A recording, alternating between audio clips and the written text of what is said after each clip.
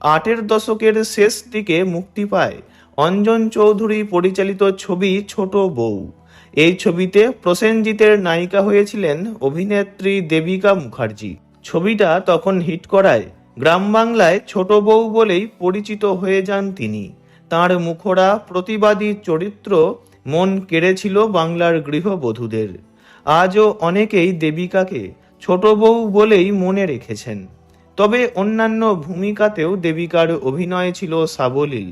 জানবো তাঁরই জীবনের কথা, তাই ভিডিওটি শেষ পর্যন্ত দেখার অনুরোধ রইল।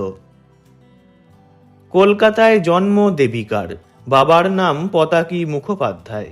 দেবিকা যখন খুব ছোট তখনই পিতা পতাকি মুখোপাধ্যায় প্রয়াত হন।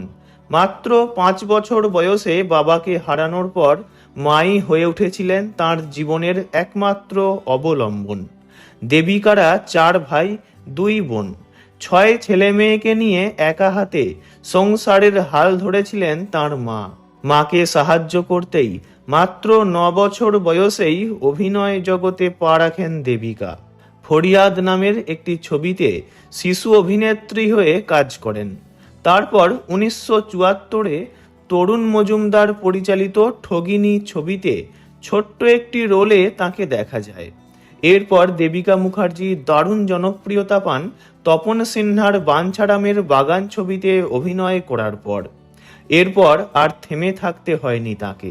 অভিনয় করেছেন পূজা, ন্যায় অন্যায়, মুক্তিতীর্থ, অঙ্গার, সুরের ভুবনে, আদালত ও একটি মেয়ে, রঙিন বসন্ত, মান মর্যাদা, বান্ধবী, অতিক্রম ইত্যাদি অনেক বাংলা ছবিতে।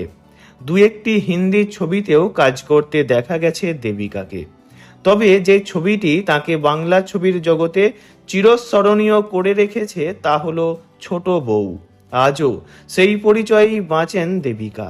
বাস্তব জীবনে 1993 সালে কেরিয়ারের মধ্য গগনে থাকাকালীন ডক্টর ভাস্কর মাধব গুপ্তকে বিয়ে করার পর একসময় ম্যানচেস্টারে পাড়ি দেন তিনি।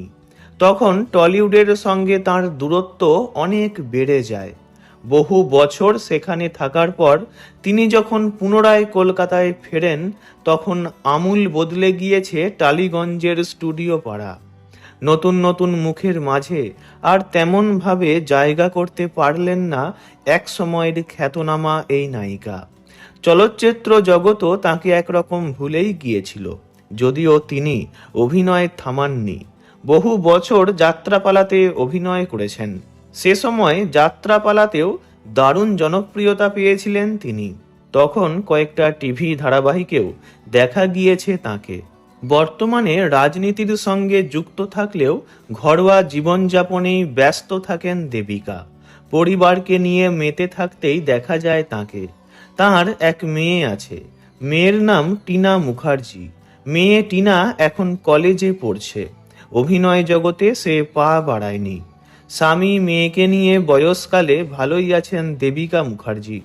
তিনি সম্প্রতি এক সাক্ষাৎকারে জানিয়েছেন, এখনও যদি অভিনয়ের সুযোগ তিনি পান তাহলে অবশ্যই অভিনয় করবেন।